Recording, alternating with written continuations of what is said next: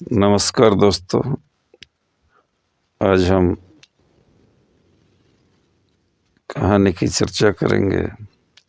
बहुत चर्चित कहानी जिस पे कई फिल्में भी बन चुकी हैं। शरत चंद्र चट्टोपाध्याय का बांग्ला उपन्यास देवदास। एक दिन बैसाख के दोपहर में, जबकि चिलचिलाती हुई कड़ी धूप पड़ रही थी और गर्मी की सीमा नहीं थी, ठीक उसी समय मुखोपाध्याय का देवदास पाठशाला के एक कमरे के कोने में स्लेट लिए हुए पांव फैलाकर बैठा था। सहसा वह अंगड़ाई लेता हुआ अत्यंत चिंताकुल हो उठा और पल भर में यह स्थिर किया कि ऐसे सुहावने समय में मैदान में गुड्डी उड़ाने के बदले पाठशाला में कैद रहना अत्यंत दुखदायी है। उर्वर मस्तिष्क से एक पाए भी निकल आया। वह स्लेट हाथ में लेकर उठ खड़ा हुआ। पाठशाला में अभी जलपान की छुट्टी हुई थी। लड़कों का दल तरह तरह का खेल कूद और शोरगुल करता हुआ पास के पीपल के पेड़ के नीचे गुल्ली डंडा खेलने लगा। देवदास ने एक बार उस ओर देखा। जलपान की छुट्टी उसे नहीं मिलती थी, क्योंकि गोविंद पंडित ने कई बार यह देखा है कि एक बार पाठशाला के बाहर जाने पर फिर लौट आना देवदास बिल्कुल पसंद नहीं करता था। उसके पिता की भी आज्ञा नहीं थी। अनेक कारणों से यही निश्चय हुआ था कि इस समय से वह छात्र सरदार फूलों की देखभाल में रहेगा। एक कमरे में पंडित जी दोपहर की थकावट दूर करने के लिए आंख मूंद कर सोए हुए थे और छात्र सरदार भूलो एक कोने में हाथ पांव फैलाकर एक बेंच पर बैठा था और बीच बीच में कड़ी उपेक्षा के साथ कभी लड़कों के खेल को और कभी देवदास और पार्वती को देखता जाता था। पार्वती को पंडित जी के आश्रय और निरीक्षण में आए अभी कुल 1 महीना हुआ है। पंडित जी ने संभवतः इसी थोड़े समय में उसका खूब जी बहलाया था। इसी से एकाग्र मन से धैर्यपूर्वक सोए हुए पंडित जी का चित्र बोधोदय के अंतिम पृष्ठ पर स्याही से खींच रही थी और दक्ष चित्रकार की भांति विविध भाव से देखती थी कि उसके बड़े यत्न का यह चित्र आदर्श से कहाँ तक मिलता है। अधिक मिलता हो ऐसी बात नहीं थी, पर पार्वती को इसी से यथेष्ट आनंद और आत्मा संतुष्टि मिलती थी। इसी समय देवदास स्लेट हाथ में लेकर उठ खड़ा हुआ और भोलो को लक्ष्य करके कहा, सवाल हल नहीं होता। भोलो ने शांत और गंभीर मुख से कहा, कौन सा सवाल?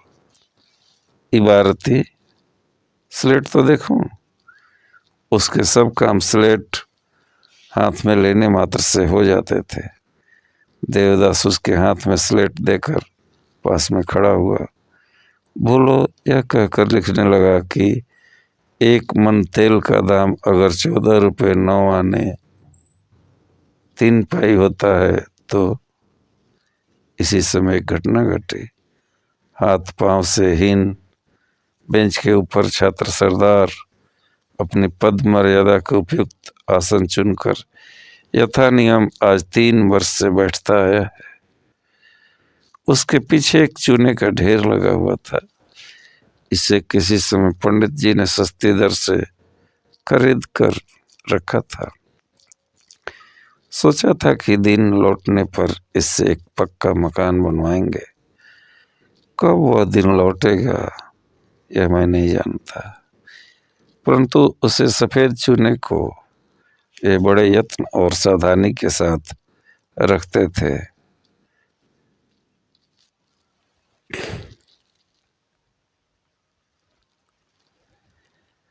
संसार से अनभिज्ञ अपरिणामदर्शी कोई दरिद्र बालक इसका एक क्षण भी नष्ट नहीं करने पाता था। इसलिए प्रिय पात्र और अपेक्षाकृत व्यस्त भोलानाथ को इस सयत्न वस्तु की सावधानी पूर्वक रक्षा करने का भार मिला था और इसी से वह बेंच पर बैठकर उसे देखा करता था। भोलानाथ लिखता था, 1 मन तेल का दाम अगर 14 रुपये 9 आने 3 पाई है तो अरे बाप रे बाप। इसके बाद बड़ा शोरगुल मचा। पार्वती जोर से ठहाका मारकर ताली बजाकर जमीन पर लौट गई। सोए हुए पंडित गोविंद पंडित अपनी लाल लाल आंखें मीचते हुए घबरा कर उठ खड़े हुए। देखा कि पेड़ के नीचे लड़कों का दल कतार बांधकर एक साथ हो शब्द करता हुआ दौड़ा चला रहा है। और इसी समय दिखाई पड़ा कि टूटे बेंच के ऊपर एक जोड़ा पांव नाच रहा है और चूने में ज्वालामुखी का विस्फोट सा हो रहा है। चिल्लाकर पूछा, क्या है क्या है क्या है रे? उत्तर देने के लिए केवल पार्वती थी, पर वह उस समय जमीन पर लेटी हुई ताली बजा रही थी। पंडित जी का विफल प्रश्न क्रोध में परिवर्तित हो गया। क्या है क्या है क्या है रे? इसके बाद श्वेत मूर्ति भोलानाथ चूना ठेल कर खड़ा हुआ। पंडित जी ने और चिल्लाकर कहा, शैतान का बच्चा तू ही है, तू ही उसके भीतर है। आ, आ, आ, फिर देवा साले ने ठेल कर आई वारती। फिर हरामजादा, परंतु क्षण भर में सारा व्यापार समझकर चटाई पर बैठकर, देवा तुझे धक्के से गिरा कर भागा है। भूलो अब और रोने लगा। इसके बाद कुछ क्षण चूने की झाड़ पहुंच हुई, किंतु श्वेत और श्याम के मिल जाने के कारण छात्र सरदार भूत की भांति मालूम पड़ने लगा और तब भी उसका रोना बंद नहीं हुआ। पंडित जी ने कहा, देवा धक्के गिरा कर चला गया। अच्छा? पंडित जी ने पूछा, लड़के कहाँ हैं? इसके बाद लड़कों के दल ने रक्तमुख हाँफते हाँफते लौटकर खबर दी कि देवा को हम लोग नहीं पकड़ सके। उफ, कैसा ताक के ढेला मारता है, पकड़ नहीं सके। एक और लड़के ने पहले कही हुई बात को दोहरा कर कहा, उफ कैसा, थोड़ा चुप हो। वह दम घोटकर बगल में बैठ गया। निष्फल क्रोध से पहले पंडित जी ने पार्वती को खूब धमकाया, फिर भोलानाथ का हाथ पकड़कर कहा, चल एक बार जमींदार की कचहरी में कहा मैं। इसका तात्पर्य है कि जमींदार मुखोपाध्याय जी के निकट उनके पुत्र के आचरण की नालिश करेंगे। उस समय अंदाजन 3 बजे थे। नारायण मुखोपाध्याय जी बाहर बैठकर गड़गड़े पर तमाकू पीते थे और एक नौकर हाथ में पंखा लेकर हवा चल रहा था। छात्र के सहित असमय में पंडित जी के आगमन से विस्मित होकर उन्होंने कहा, क्या गोविंद है? गोविंद जाति के कायस्थ थे, सो झुककर प्रणाम किया और भूलों को दिखाकर सारी बातें सविस्तार वर्णन की। मुखोपाध्याय जी ने विरक्त होकर कहा, तब 2 देवदास को हाथ से बाहर जाता हुआ देखता हूँ, क्या करूं?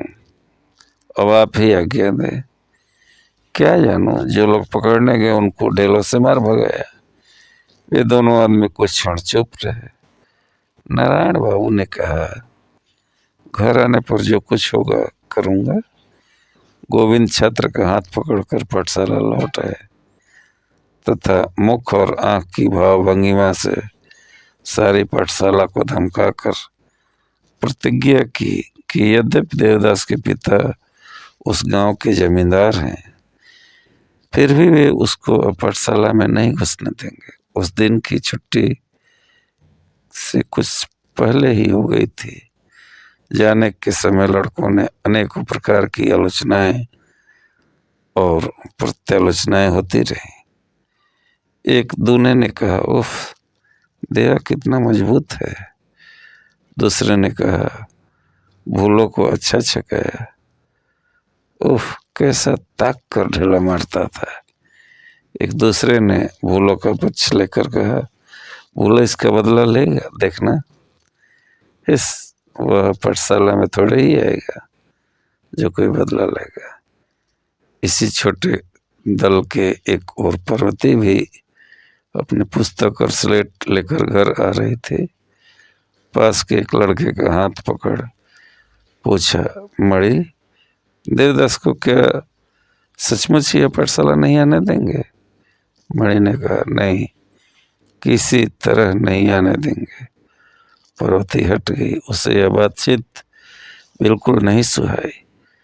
पर्वती के पिता का नाम नीलकंठ चक्रवर्ती है। चक्रवर्ती महाशय जमींदार के पड़ोसी हैं, अर्थात मुखोपाध्याय जी के विशाल भवन के बगल में ही उनका छोटा सा पुराने किते का मकान है। उनके 12 बीघे खेत बाड़ी है, 2-4 घर जजमानी है। जमींदार के घर से भी कुछ न कुछ मिल जाया करता है। उनका परिवार सुखी है और दिन अच्छी तरह से कट जाता है। पहले धर्मदास के साथ पार्वती का सामना हुआ। वह देवदास के घर का नौकर था। 1 वर्ष की अवस्था से लेकर 8 वर्ष की उम्र तक वह उनके साथ है। पाठशाला पहुंचा आता है और छुट्टी के समय घर पर ले आता है। यह कार्य वह यथा नियम प्रतिदिन करता है तथा आज भी इसीलिए पाठशाला गया। पर्वती को देखकर उसने कहा, पत्तो, तेरा देवदादा कहाँ है? भाग गए। धर्मदास ने बड़े आश्चर्य से कहा, भाग क्यों? फिर पर्वती ने भोलानाथ की दुर्दशा की कथा को नए ढंग से स्मरण कर हंसना आरंभ किया। देवदादा ही एक बारी चूने की ढेर में ही एक बागी धर्म चित्त कर दिया। धर्मदास ने सब बातें न समझ कर भी हंसी देखकर थोड़ा सा हंस दिया। फिर हंसी रोक कर कहा, कहती क्यों नहीं पत्तो, क्या हुआ? देवदास ने भूलों का धक्का देकर चूने में गिरा दिया। ही धर्मदास इस बार सब समझ गया और अत्यंत चिंतित होकर कहा, पत्तो, वह इस वक्त कहाँ है, तुम जानती हो? तो जानती है, कह दे। हाय हाय, उसे भूख लगी होगी। भूख लगी होगी, पर मैं कहूँगी नहीं। क्यों नहीं कहेगी? कहने से मुझे बहुत मारेंगे।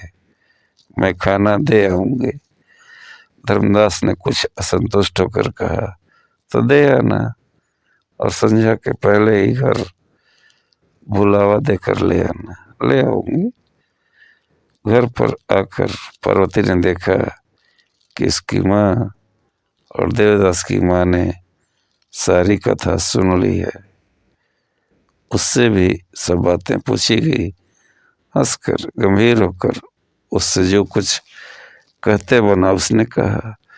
फिर आंचल में फरही बांधकर वह जमींदार के एक बगीचे में घुसी।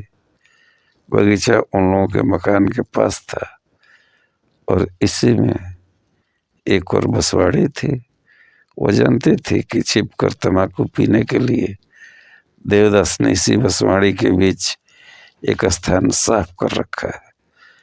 भागकर छिपने के लिए यही उसका गुप्त स्थान था। भीतर जाकर पार्वती ने देखा कि बांस की झाड़ी के बीच में देवदास हाथ में एक छोटा सा हुक्का लेकर बैठा है और बड़ों की तरह धूम्रपान कर रहा है। मुख बड़ा गंभीर था। उससे यथेष्ट दुर्भावना का चिन्ह प्रकट हो रहा था।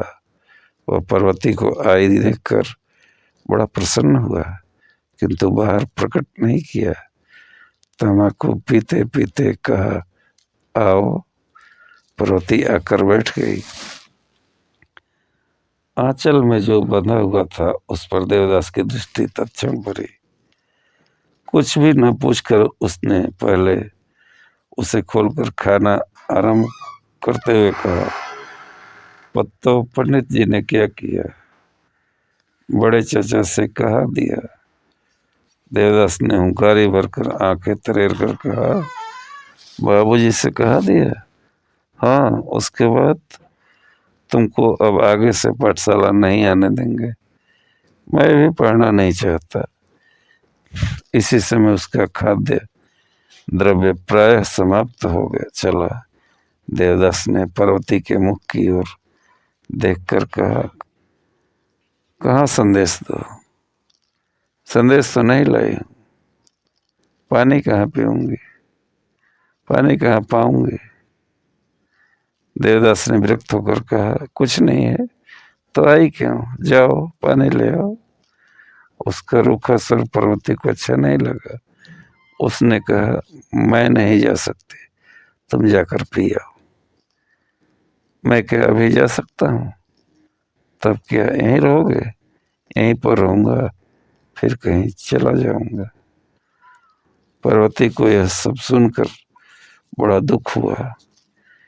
देवदास का यह अपत्य वैराग देखकर और बातचीत सुनकर उसकी आंखों में जल भर आया। कहा, मैं भी चलूंगी। कहाँ? मेरे साथ? भला यह क्या हो सकता है? पार्वती ने फिर सिर हिलाकर कहा, चलूंगी। नहीं, यह नहीं हो सकता, तुम पहले पानी लाओ। पार्वती ने फिर सिर हिलाकर कहा, चलूंगी, पहले पानी ले आओ। मैं नहीं जाऊंगी, तुम भाग जाओगे। नहीं भागूंगा, नहीं। परंतु पार्वती इस बात पर विश्वास नहीं कर सकी, इसी से बैठी रही। देवदास ने फिर हुक्म दिया, जाओ, कहता हूं, मैं नहीं जा सकती। क्रोध में देवदास ने पार्वती का केस खींचकर धमकाया, जाओ, कहता हूं। पार्वती चुप रही। फिर उसने पीठ पर एक घूंसा मारकर कहा, नहीं जाओगी? पार्वती ने रोते रोते कहा, मैं किसी तरह नहीं जा सकती। देवदास एक ओर चला गया। पार्वती भी रोते रोते सीधी देवदास के पिता के सम्मुख आकर खड़ी हो गई। मुखोपाध्याय जी पार्वती को बहुत हंसव्यार करते थे। उन्होंने कहा, पुत्तो, रोती क्यों हो? देवदास ने मारा है? वह कहाँ है? इसे बंसीवाड़ी में बैठकर तम्बाकू पी रहे हैं। एक तो पंडित जी के आगमन से वो क्रोधित होकर बैठे थे। अब यह खबर पाकर वे एकदम आग बबूला हो गए। कहा, देवा, तम्बाकू भी पीता है? हाँ, पीते हैं, बहुत दिनों से पीते हैं। बंसवाड़ी के बीच में उनका हुक्का छिपा कर रखा हुआ है। इतने दिन तक मुझसे क्यों नहीं कहा? देवदादा मारने को कहते थे। वास्तव में यह बात सत्य नहीं थी। कह देने से देवदास मार खाता, इसी से उसने यह बात नहीं कही थी। आज वही बात केवल क्रोध के वशीभूत होकर उसने कह दी। इस समय उसी वयस केवल 8 वर्ष की थी। क्रोध अभी अधिक था, किंतु इसी से उसकी बुद्धि विवेचना नितांत अल्प नहीं थी। घर जाकर वो बिछौने पर लेट गई और बहुत देर तक रोने धोने के बाद सो गई। उस रात को उसने खाना भी नहीं खाया। आगे की कहानी कल होगी। तब तक के लिए धन्यवाद।